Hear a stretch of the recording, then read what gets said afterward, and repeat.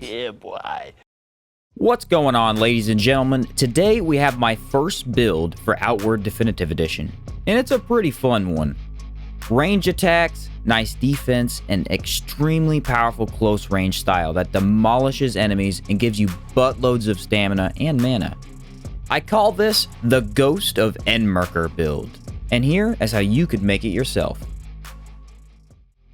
Start out by grabbing 3 points of mana. This will give you 60 mana from the Conflux Mountain. We do not need to take any more, as our faction quest and skill trees give us extra that will ensure we never run out.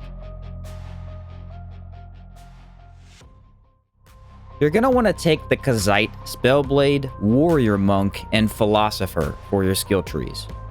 Kazite Spellblade boosts our stamina, mana, and health by a nice amount, giving us extra leeway in battle. Take Infuse Frost and Elemental Discharge. That way we can constantly imbue our weapon and gain a nice ranged attack in the process. Fire would technically be better with the armor we want, but cold damage is nice to have for fire enemies, so I chose that instead. Warrior Monk is an insane skill tree and can be found in Monsoon. It gives you way more stamina, which I love, but also extra defense. We want Master of Motion and Counter Strike as our tier 3 skills. We'll try to always have Discipline active as it improves our weapon damage, and this gives you the extra defense from Master of Motion. Counter Strike can be hard to use sometimes, but it's amazing with some practice and can get you out of sticky situations much better than Flash Onslaught. Counter-Strike also does not get rid of our Discipline boon on use, letting us keep our defense much longer. Finally, we have Philosopher, which can also be found in Monsoon. This skill tree is primarily needed for the extra fire defense and nice mana regen. Don't grab any Chakram skills here, as they're a waste of money when you don't use a Chakram. Mana Ward is extremely useful for many different situations and allows you to just completely negate damage altogether. Fire Sigil is also handy in a pinch due to its massive damage and low mana cost. As always, make sure to grab all tier 1 skills, as they're extremely helpful and some are absolutely essential for this build. We want Moon Swipe for our weapon skill, and it can be learned from Burak at the beginning of the game with the halberd equipped, or just head to the inn over in Hollowed Marsh to buy it from another teacher. Using this while you have the Rage and Discipline buff on increases its damage significantly and also gives you massive knockback capabilities. When paired with the 2 weapon choices we have, it's insanely strong. The Dreamer Halberd is our weapon of choice, and it gets nasty with the high amounts of ethereal damage we will get. Grab it from the Friendly Immaculate by talking to him in Chersonese, Enmerkar Forest, Hollowed Marsh, and the Abyssar Desert. Just ask him for help and tell him to keep the stuff for himself. You can grab things from him, but no more than 2 or he won't give you the halberd. Enchant this with Poltergeist. This lowers the physical damage but gives you raw damage in exchange, as well as letting you keep the ethereal damage. Raw damage is nearly impossible to have a resistance to, making it ideal for any enemy. Also, make sure to enchant an Iron Halberd with Unsuspected Strength for when you want to use Elemental Discharge more often. That skill eats weapon durability fast, meaning you should either keep 2 weapons on hand or just have this iron one for ranged attacks, as the enchantment renders it indestructible. Honestly, your backpack's kind of up to you. I chose Zorn's hunting backpack as it helps even more with stamina and fits with the Enmerkar theme we have. You could really use anything, as we have to drop it for most battles, but Zorn's does decrease the cost of running around, so one of my favorites, and definitely won't hurt this build at all. In fact, I noticed while recording that when I was running around the Hollow Marsh, I actually had full stamina the whole time, even though I was sprinting for 5 minutes straight. This backpack is very, very helpful. Our armor is not extremely hard to get or enchant. The helmet and boots will be from the Antique Plate set.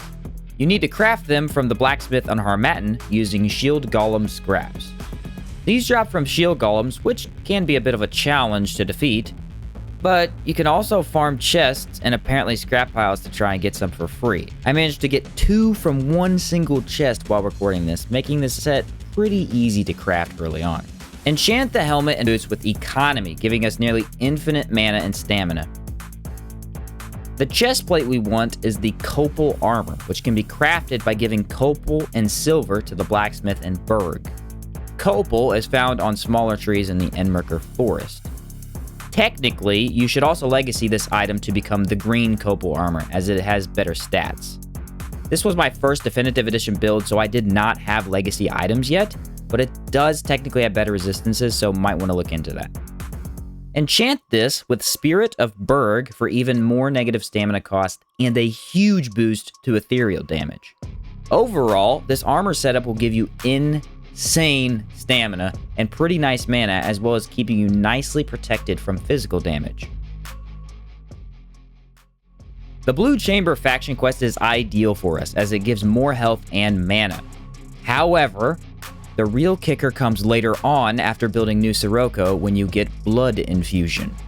This lets you leech health and deal decay damage, all of which only costs a bit of health to use. You need to finish your faction quest so you can start the town building, but it's totally worth it as Health Leech is a game changer. Don't forget to grab all the Boons skills, as they will be required to keep our elemental defenses up. They also boost our multiple damage dice, giving us ridiculous damage. Overall, this build is pretty decent when it comes to elemental attacks. It has great physical protection and will keep you from being one-shotted in most cases.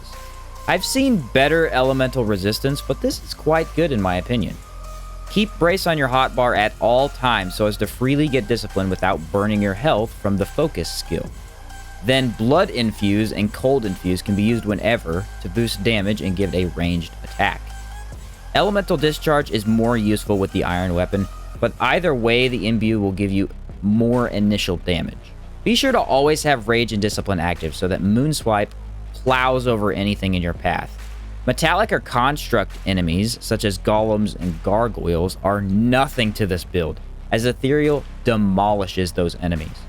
My only complaint here is that you burn health and stamina more quickly than I would like.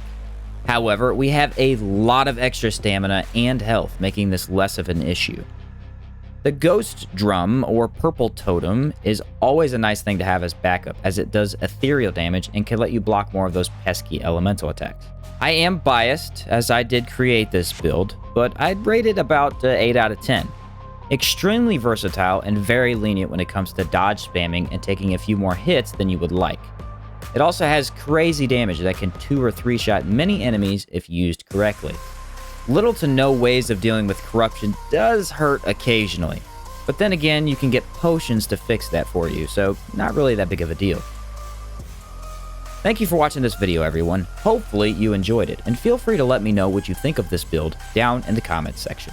I've had a blast playing it, and it really makes Rust and Vengeance a joke, since golems mean nothing to you. New players could use this build quite easily, which is nice, and overall it is a quick one to set up. Don't forget to like the video, and I will catch you in the next one.